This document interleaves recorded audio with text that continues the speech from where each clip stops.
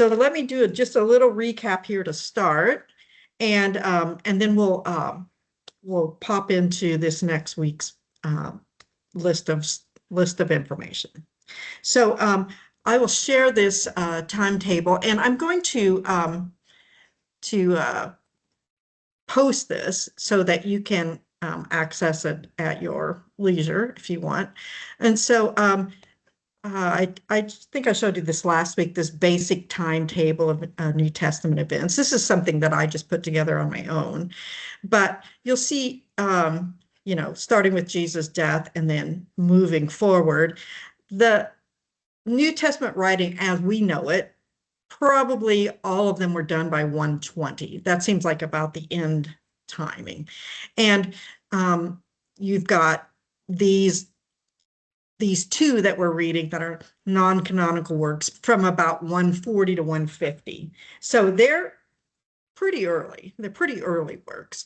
And a lot of the writings are fairly early. And we know this because people are already arguing with them. The church fathers start to complain about different visions of Jesus and argue about which ones of these are authentic, which ones of these should be followed, and which one of them should be ignored. So here's the timetable, as you recall. And I want to talk tonight about some of the reasons that propelled us to have a canon in the first place. What kinds of things were happening? Why did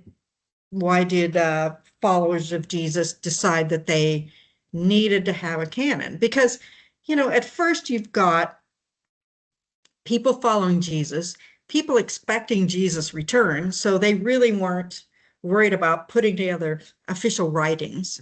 They weren't worried about creating their own Bible. And of course, they imagined themselves as part of Judaism.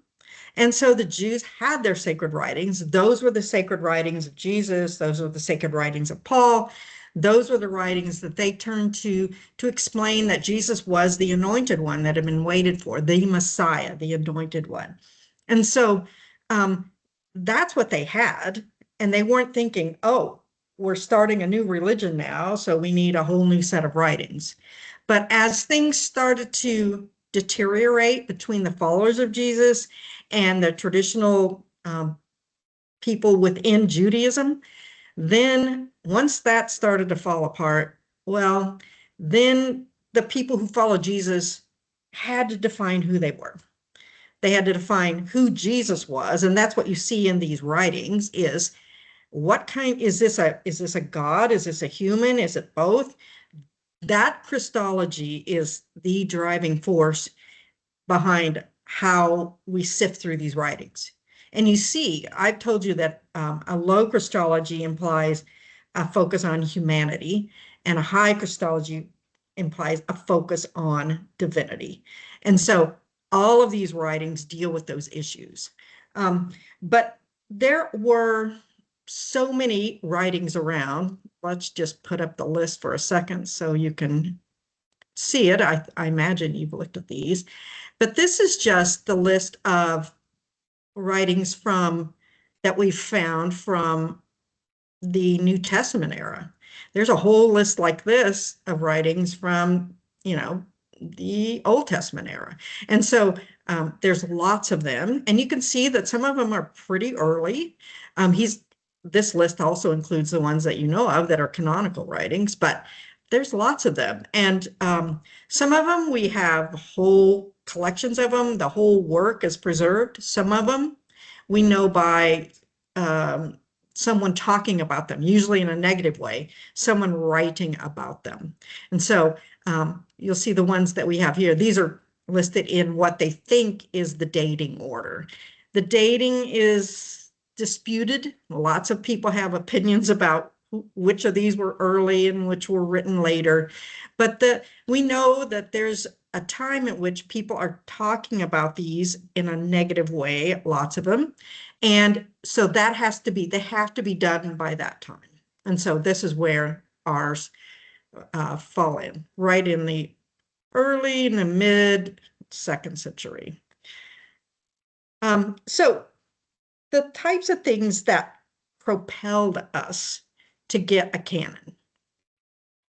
First of all, there was that split that's starting to happen, like I said, between the Jesus followers and Judaism. So in certain regions and certain areas, they seem to get along for a longer bit of time, but in certain places, that split, that divide is starting to happen. And you see lots of antipathy in the Gospel of John, for instance, against the Jewish leaders, and why just this almost palpable frustration with why don't they understand that Jesus is this Messiah? And so John's gospel writes about these signs, these incredible things that Jesus does. All these signs point to who he is, and how do you can almost feel John saying, how do you numbskulls not understand who this is?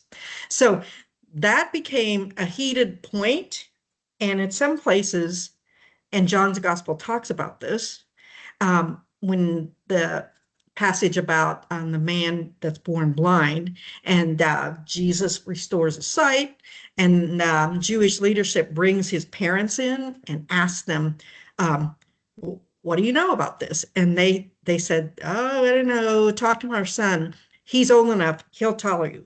And then the narrator steps in and said, they said this because they were afraid of being put out of the synagogue. So, John's writing seems to be right in the thick of this battle. And the people who were Jesus followers, they didn't want to be off on their own. They thought that they had to convince the Jewish leadership that Jesus was this Messiah. They needed to understand who this was.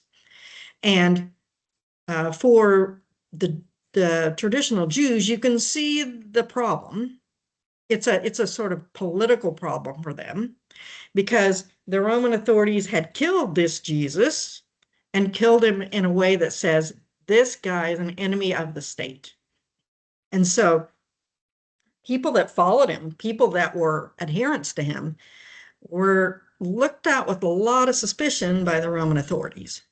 And so for the Jews who had recognition as an official religion within the Roman Empire, they didn't need any more trouble. They had a lot of trouble with Rome anyway.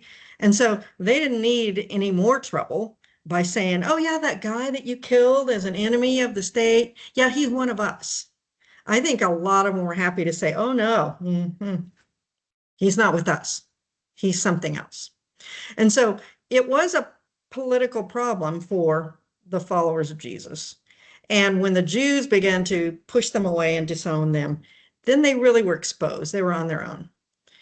And so at this point, they have to define themselves. Well, who was this guy? What was he? What did he teach? Who are we? And so that's one of the compelling moments for them. Another thing is, in the 2nd century, there was a rise of all kinds of varieties of Jesus followers, shall we say. And I told you that some people thought of him as just, oh, he's another rabbi, like a gifted rabbi, but he's another teacher. But there was a group that thought of Jesus as completely divine, that Jesus didn't have any real humanity. And so there's a couple of, there's some language associated with this, and it's all from Greek. So the first one is Gnostics, and it's spelled Gnostic, and it comes from the Greek word gnosis, which means a knowledge, wisdom, understanding.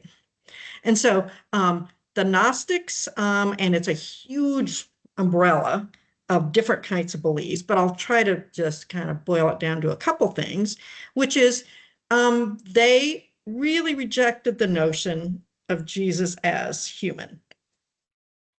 The Gnostics were kind of tied into Platonism, and Platonic thought imagines that the reality is not the physical thing, but the reality goes beyond that. The reality is more what we'd say spiritual, I guess. And so for the Gnostics, they thought of Jesus' importance as that Jesus was this divine wisdom that came down. And some would say that he put on, like he put on a pair of clothing, some clothing. He put on a mortal skin so he could walk around and teach. But those who followed him shouldn't think that he was immortal, because the divine aspect, the thing that they think is a divine spark that exists in every human, is something that Jesus, knowing the wisdom of Jesus, would help you cultivate that divine aspect within yourself and move you closer to the divine. And so they imagined it as kind of a secret pathway in a way. And I say because they think of Jesus' teachings as only being relatable for people who had special knowledge and wisdom and understanding, and you could grow in that way. And that Jesus' teachings were kind of mysterious. And you can think about, parables are, symbolic. And so there were a lot of things that they pointed to that said Jesus was this divine teacher. And that they just really paid no attention. They had no interest in the crucifixion or, like the birth stuff. They just imagined that it was the imparting and the creating of a pathway for people, mere mortals like us, to move towards the divine.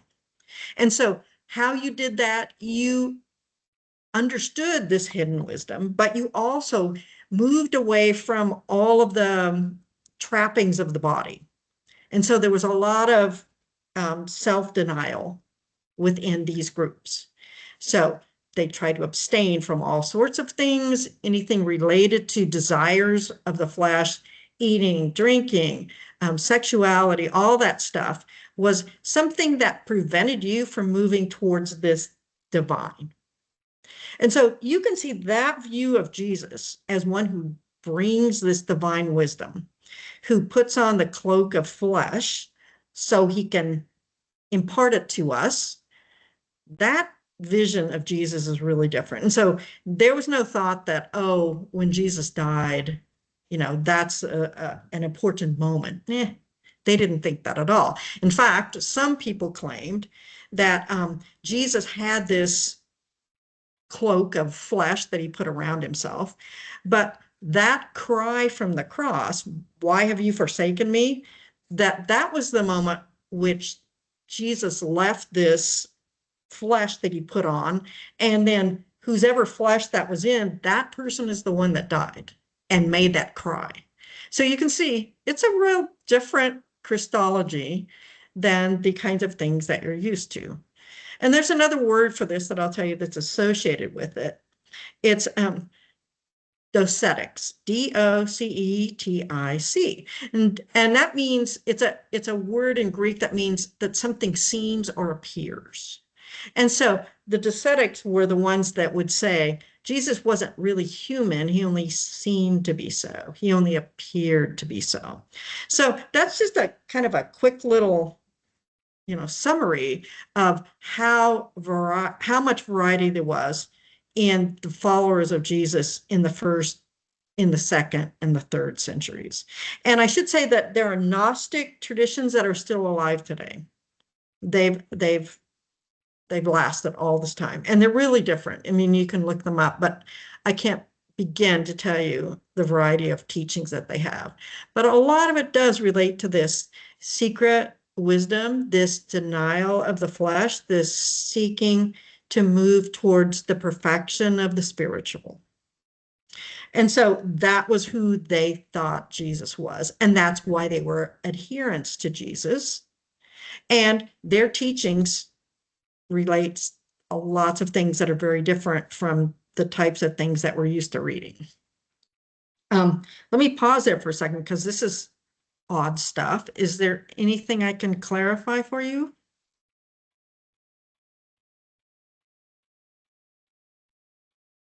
Feel free to unmute or to write your question in the chat.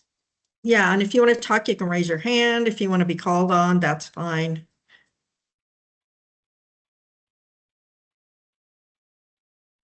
Well, I will forge ahead, but you feel free to interrupt me. I may sound like I'm not going to stop talking, but I will. If you want to interrupt, please do so. So Let me tell you just a little snippet of some of these Gnostic type movements. So there was one guy called Valentinus, and he was right in this timing, like from 130 to about 180. That's his era. People knew of him. People talked about him. Valentinus was important. Um, we see people taking him on, like Irenaeus, for one of the church fathers, people challenging his teachings, but we know that he was important because so many people were trying to discourage him and trying to take down his authority. But he really was significant. And he was really maybe the first one that tried to combine Jesus' teachings with Platonic thought. But there was also another leader called Montanist. And the Montanist, the thing that was quite different about them was they understood that there was still ongoing inspiration coming to humanity from God, and that it happened through some vision, some spiritual interaction. And they really challenged the notion of the apostles having the authority. And we're kind of used to the apostolic succession, there's Peter, and then Peter passed it on to the next generation and so on. But the Montanists said, no, we don't get our authority just from these people passing it on from one generation to the next, that God's activity is ongoing. God speaks to us in visions, and then we relate these visions to you. And here's what really made that troublesome for Montanists is two of the main people in his following were women, and the women had these visions, and their movement was extremely popular as well. And so that challenge was, it was a different view of Jesus, but the big challenge from the Montanists was how it imagined God's authority coming to humanity. And so he said, Jesus was kind of the first prophetic voice, but that voice is speaking to anyone. It could be anyone in any place. You don't have to be a specially chosen one. You can be even a woman. And so that notion of the no boundaries as far as who might speak with authority, that was troublesome for a lot of people. And so the Montanists were there too, just about the same time as you saw Valentinus.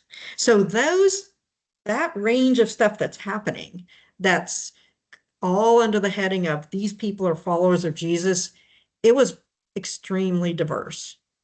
And so when the pressures came, when people who followed Jesus started to be Christians on their own, started to not be Jews anymore, started to be seen by Rome as this, this new religion that's undefined. The leader was killed as our enemy. It was very diverse. And so people, are writing all kinds of things, all kinds of, in any number of places. You might have one book that you're familiar with from our New Testament, and they might have a whole bunch of other writings that they adhere to that really don't look familiar to us at all. And so I just tell you this to let you know how fluid it was for those first few centuries. And it really wasn't until Constantine, which was in the early 300s, when he converted to Christianity, he turned it into an official religion of the empire. And Constantine started to try to rein it in. Here's how we're going to define it. We're going to have certain books. We're going to have certain beliefs. Constantine called for the Council of Nicaea in 325. Constantine really pushed towards getting things in order, shall we say. But I can show you now just, this is just a few examples of some of these early lists, some of these last week, like here is Marcion's list, is real short. the Muratorian canon, it probably relates to around 200, but the first manuscript we found was about 800. And here's the list of these. Matthew and Mark are in brackets because it looks like it was damaged, and there was probably there because Luke is listed as 3. So it's likely that those were there. Acts of all the apostles. So you have Corinthians, Ephesians, like there's orders are different. Galatians is down here. First and Second Thessalonians. How do you put Romans down here? Philemon, Titus, Timothy. Oh, here's some. Laodiceans and Alexandrinus are spurious. Then there's Jude, and there's only First and Second John, not the Third John that we're used to. The Wisdom of Solomon, which is one that we don't have. Revelation of John, Revelation of Peter, which some reject. Shepherd of Hermas may be read, but not publicly. So it's funny how these lists will tell you, okay, here's the ones that we're a little bit on the fence about. Eusebius, who was a important, one of those prolific writers of the church fathers, he's got his accepted books, which is the 4 Gospels, the Acts, letters of Paul, he doesn't really name them, just First John and just First Peter, and then Revelation, if it's seen proper. Here's the disputed books of his, James, Jude, Second Peter, Second John, Third John, and then here's a rejected list, the Acts of Paul, which tells you these were popular, Shepherd of Hermas, Revelation of Peter, and then the Revelation of John, that's Revelation. It gets down here in the rejected list. So there are, as you see, there are lots of different ones. This one's around 350. It has the New Testament, the Diatessaron, that's like the combination of 4 Gospels, then letters of Paul and the Acts of the 12 Apostles, which we don't include. This one I like, Matthew, Mark, Luke, John, Acts, 14 letters of Paul. This is all. So they're just very, very different. And these are a little bit later, where you get this Timothy, Titus, Philemon, Hebrews, and then you've got history of James, Revelation of Peter. You've got some of these here that are listed at the end. And I think that maybe this last one, Gospel of St. Matthew, Mark, Luke, John, you see that order has become pretty standard as we go. The Acts of the Apostles by Luke. Then we have Romans, 1st and 2nd Corinthians, Galatians, Ephesians, Philippians, Colossians, Thessalonians, and 1st, 2nd Thessalonians, 1st and 2nd Timothy, Titus, Philemon is here, 1st Peter, 2nd Peter, John 1, 2, and 3, that's pretty close. And then it lists like the Epistle to the Hebrews, the Epistle of St. James, the Epistle of Jude, Revelation of John, all are in a different category. So I just show you those, that's just a handful. There's lots of these canon lists that are survived, and they really don't become uniform till it's like the Council of Trent in the 1500s is when it really starts to finally take shape, and this is what we're going to have, and this is what we're going to use. So that is the messy background out of which these 2 writings that I'm telling you about, these non-canonical writings, they've emerged. And as you read, I mean, if you had the book, you read that there are these places where they find these discoveries come about, and a lot of the discoveries are kind of late. Like we know that people reference these writings, but we haven't really seen a manuscript of it.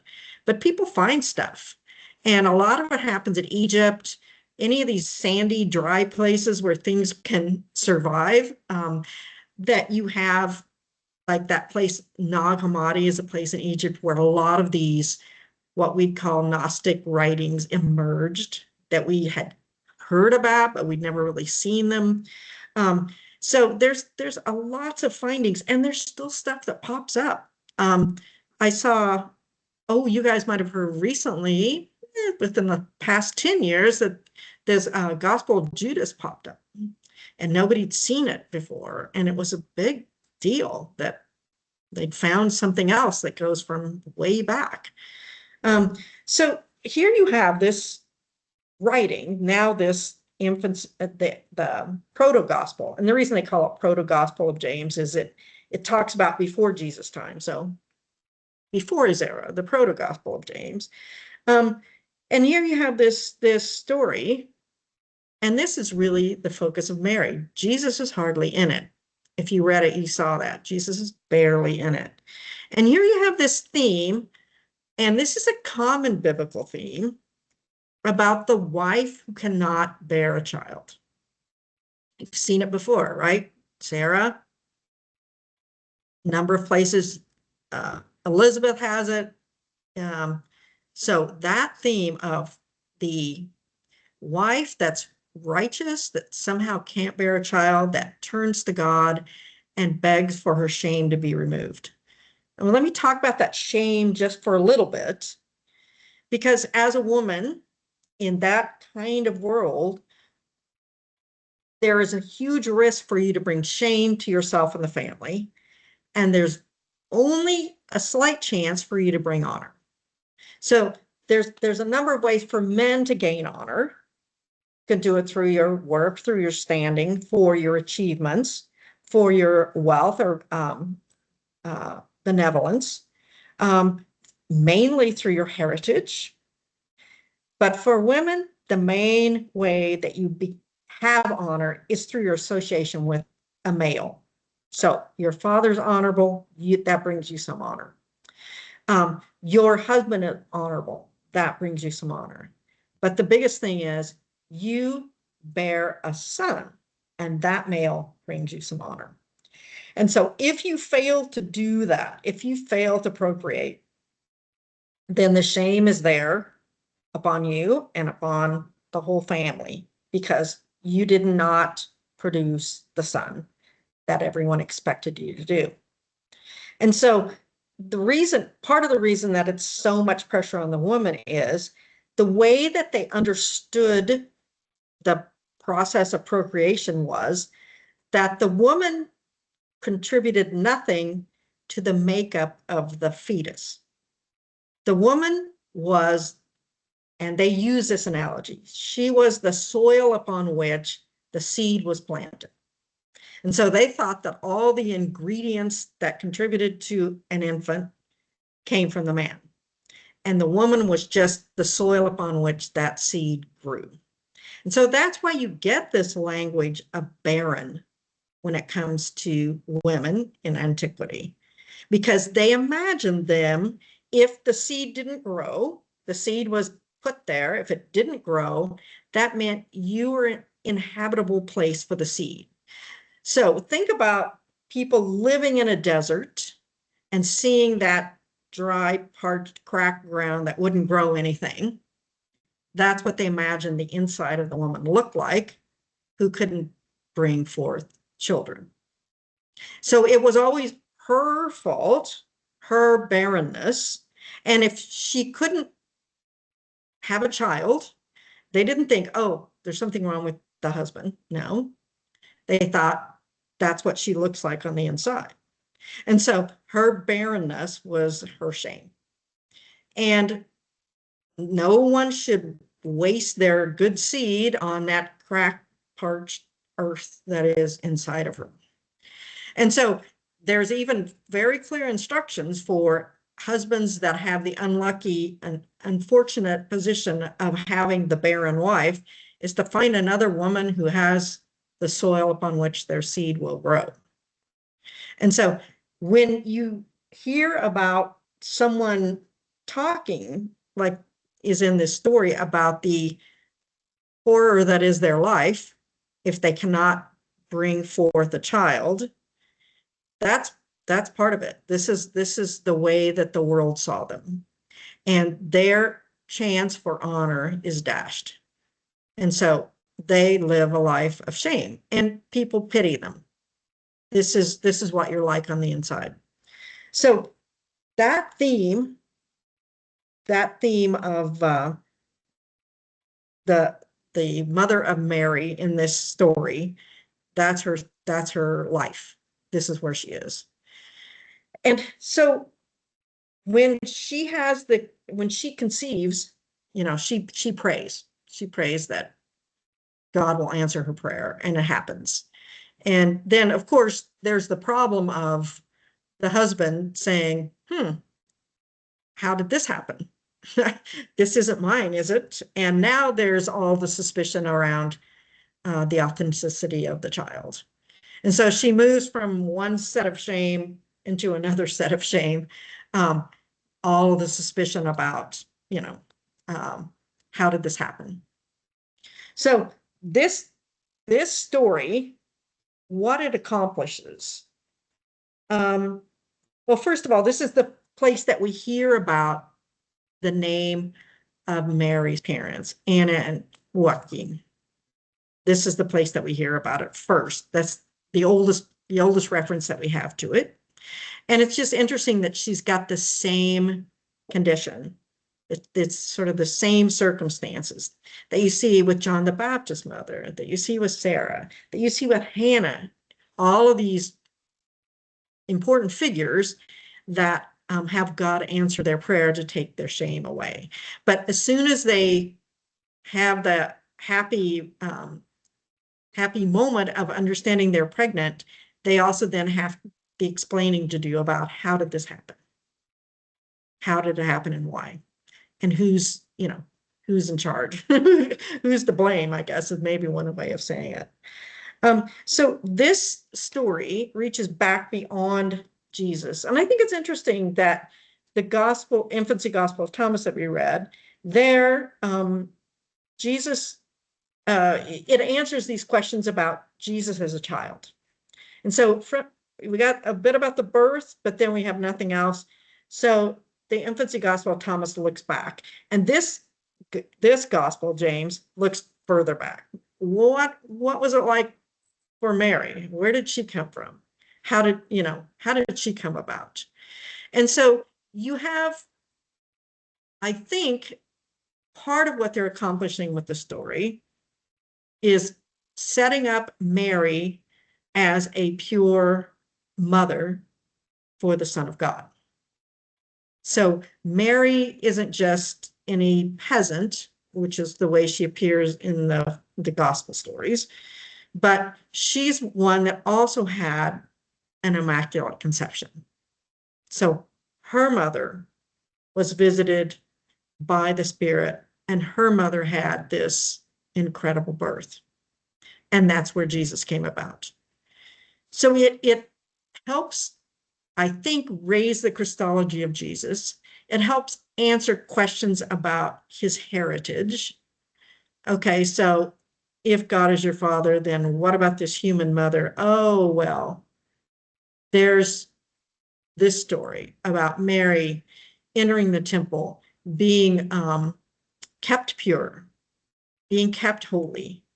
Her mother saying she's not going to let her feet touch the ground again. She's raised in the temple until she becomes selected miraculously to be married to Joseph, who's then described, and this is the only place we hear this, that he's an old man who's already has grown children. And he even says, why would I marry this woman? And so it makes it clear that Joseph is not having relations with this Mary, and that her conception happens without the use of a human male. And so that raises Jesus, I don't know, Christology, I guess I'd say, raises his Christology. He has this very pure heritage, and his mother's heritage is pure, and we know that his father is of a divine source. And so that answers these questions about who is this Jesus? Where did he come from? Why should we listen to him? And there's one other little thing that I'll throw in here that you probably haven't heard, but there's writings, and it's more, I think, this tale that's told, and certainly not by adherents of Jesus, because the adherents of Jesus are always trying to brush it away. But there was a fairly well-told tradition that says that Mary was pregnant by a Roman soldier. And that soldier is even named Pantera. And this is a widely known tradition about Mary. It's not passed through the adherents of Jesus, but they're constantly addressing it and saying why it isn't so, why it's not true. So we know that Jesus' heritage is a big question for the people that are thinking about following Jesus, for Jesus followers themselves, certainly for the outsiders looking in, and all they know is that Joseph wasn't the father. So this story, this Gospel of James, addresses a lot of those concerns and takes that rumor about the Roman soldier and says, yeah, that's ridiculous. That's garbage. So hearing that, seeing that, we think of for a minute about why this story, this one is found more often than the Infancy Gospel. Over 100 manuscripts of this story are around. But I think it also, we know the direction of the Roman Catholic Church. You know, at this time, there was no Roman Catholic Church, but the direction of that was to venerate Mary in a way that's well above what Protestant traditions do. And so this kind of thought about Mary certainly seems to tie into the direction that the Roman Catholic Church was going. And so I can see that this story about Mary's heritage would have been something that was passed along by them, by the people that were concerned about this. And so this, you know, this infancy gospel helps with some of those gaps, like we said, just like the infancy gospel Thomas did, help with some of the gaps. But it's not in the canon.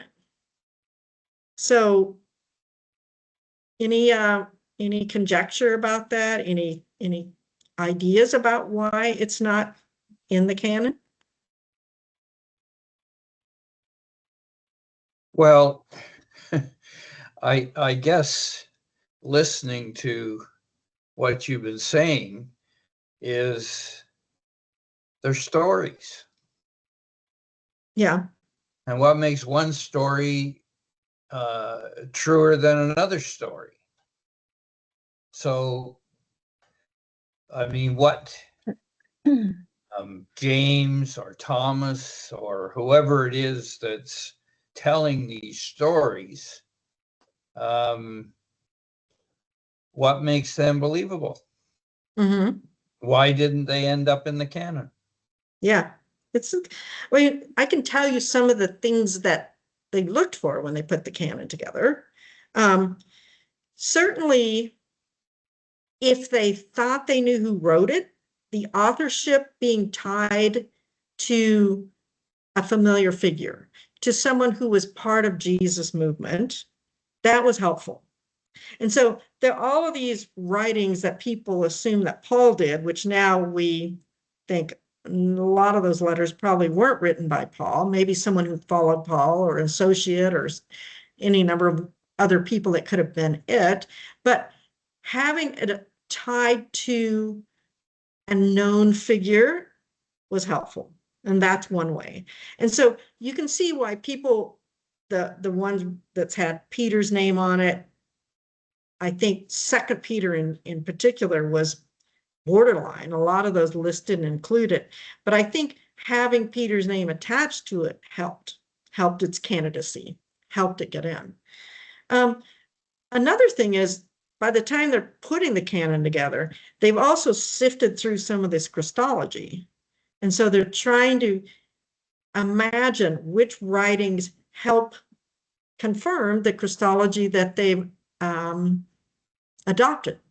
And so does it have a sense of Jesus as fully divine and fully human? Does it fit in with that vision, that Christology that we have begun to adopt as the new Christian group that we are?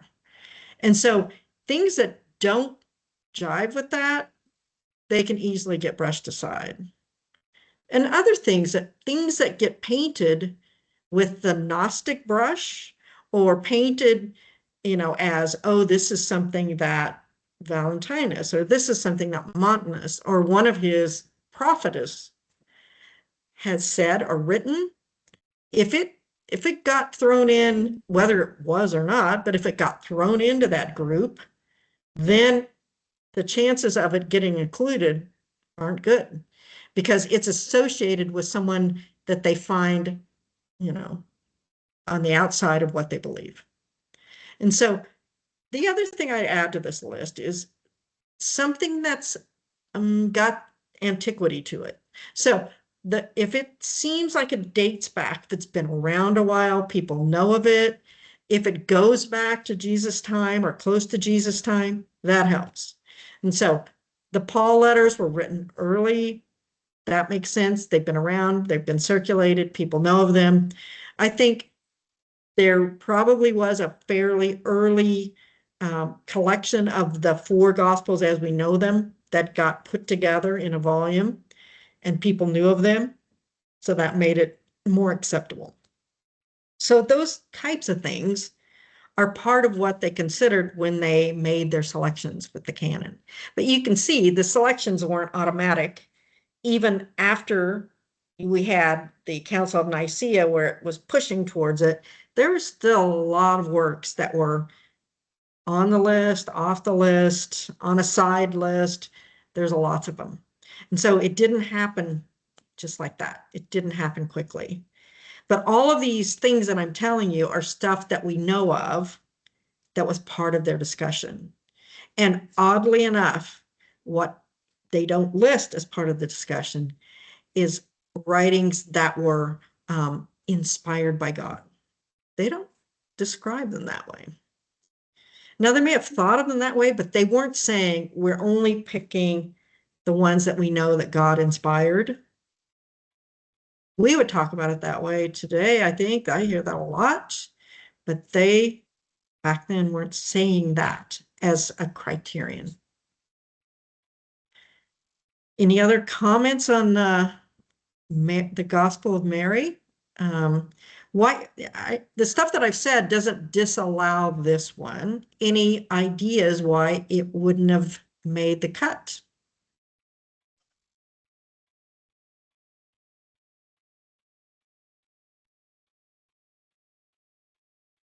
Nobody really knows, so you can say your opinion and it won't be wrong.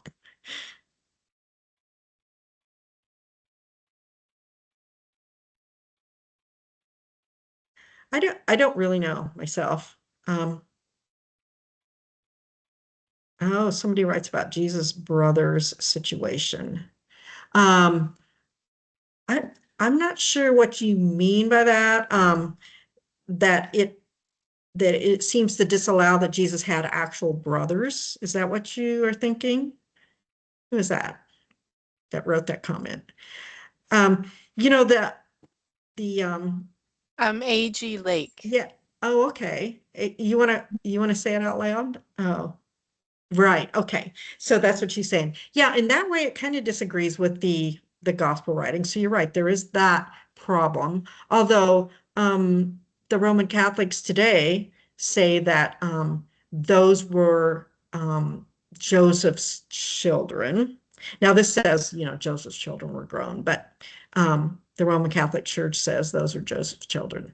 So their take on Joseph doesn't really match what we see. There's that.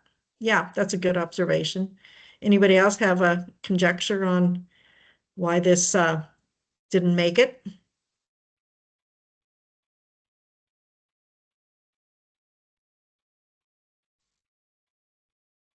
Well, I kind of wonder if people are, oh, Ray, were you going to talk? Go ahead. Well, I was just thinking that we've been taught all our life that the Bible is basically the Word of God. And so what we're hearing both with the Gospel of Thomas and the Gospel of James is that these were writings of the time. And both of those writings raise question as to whether they are really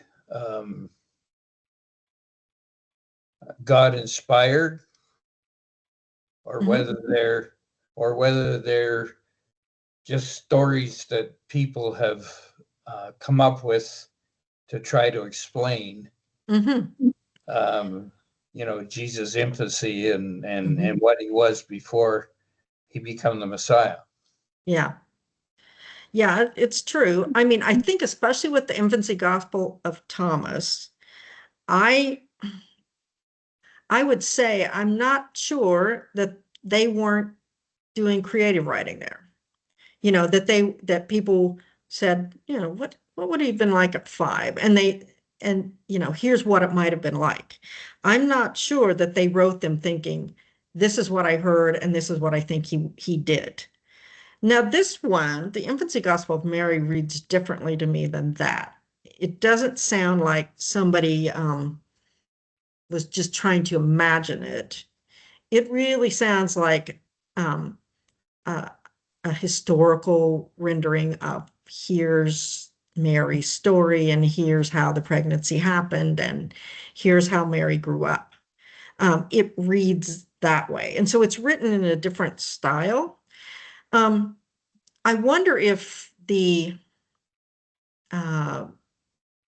purity of Mary was not that popular early on. I'm not sure. But it really elevates the women here, and that might not have been the most popular thing to happen in that era.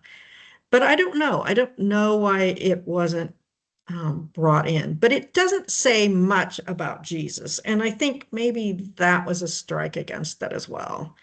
It just kind of lays the groundwork for his heritage and his Christology, and here's where he came from. Here's his parentage. So maybe that in that way it wasn't he wasn't too much the focus of it, and that the focus was all on Mary and Mary's mother, and maybe that turned it away from the popularity that it might have had. I don't know. Somebody wrote a comment, but it disappeared before I saw it. So, Heather, did you see what that was? Yes. Kathy says, I find it interesting that back then people were so hung up with immaculate conceptions. It's as though they couldn't believe God's greatness such that he could use anybody's situation for his work. Yeah, I think that's an interesting idea. I mean, I have to tell you, people are still hung up on that. So that hasn't gone away. And I think it's a great question to ponder. Which one is more amazing? That someone gives birth. Didn't you find the scene where the midwife says, I'm not going to believe this happened until I examine her, and then her hand withers because she touches her? And yeah, wasn't that bizarre? But is that more remarkable, or is it more remarkable that it could just be some poor, not schooled, impoverished young girl that could be involved in all this greatness? That's pretty amazing as well. It's a different kind of amazement, I guess. But I think you see people, even now, as I encounter people that are followers of Jesus, they're split on that. They kind of like the incredible miracles, and then they kind of like the idea of God just involved with the lowliest of all. And, they're both incredible stories. I wonder if this this one didn't tilt Jesus a little too far away from the humanity aspect, maybe so, because the idea of, the divine father and the very human mother helps bring that picture of the human and divine together in Jesus. That could be part of it. But it's, again, to me, part of what's fascinating about reading these non-canonical works is it tells you what else was in the air in that time. What else was circulating? Doesn't mean, everybody adhered to it or anybody thought it was, the most holy thing ever written, but people were spreading it around. And in a culture where almost no one could read written, printed things, for there to be manuscripts copied and distributed, tells you something. That tells you something about how important it was. Okay. Anybody else want to ask any more questions? We're almost out of time. Yeah, I have one thing I noticed. I've never read this before about Elizabeth taking John the Baptist away because he was part of the children to be killed because he was under 2. And I'd never thought about that. Yeah. And here, God intervenes and opens the mountain open, so she's saved. Right. Mm-hmm. I've never seen that. I've never thought about that before. Yeah, that's right. Yeah, there's some I feel like these writings answer some of these questions that are out there, like you said, like, oh, yeah, so killing all these young male infants, what about this? What about this? I think some of these writings help fill in those gaps, and that makes sense. People would be curious about this this person that they are. And it brings in a bit of the divinity of John the Baptist as well. Yes. Because God saves him. Yeah, that's right. Yeah. The importance of his role. That's right. And that is confirmed by the Gospels that we're used to reading. Ian, were you ready to talk? Yes. You never mentioned Arius, who I think was pretty important in the first 3 centuries, and really what Nicaea was all about, right? Yes, yes, you're right. But it was, again, the downplaying of the divinity. Mm-hmm. It's obviously a powerful movement throughout these centuries. And maybe, as far-fetched as the Infancy Gospel is, it's at least an answer to that question. He's more than just human, he's both. Yes. And I do like the progression, at least, in the Infancy Gospel. Yes. He's at least progressing from this rather capricious, strange little boy, yes, where he at least starts to heal and raise dead people. And so I don't know, maybe I can understand when I'm thinking about the incredible variety of views of Christians throughout these 3 centuries. It makes some sense that these writings would appeal. Yeah, I agree. They appeal to me. Yeah, I think it's, as much as I think some of the mythology around the Gospels, around the shepherds and the angels, and I know this has become so accepted as this is what happened. Is it really? I mean, why could it not be mythology as well? Well, we're going to look at those Gospels starting next week. So hope you'll stay tuned and talk about that. Sure. And then I think once we get to those, we'll be able to look back on these things that we read, these non-canonicals, and think about, oh, okay. I see some points of connection and I see places where it fills in the gaps. And so, that's the plan. Well, I thank you so much for your attendance and your participation. And hopefully this recording will get posted next week. So I'll see you all then. See you next Wednesday. Good night. Thanks.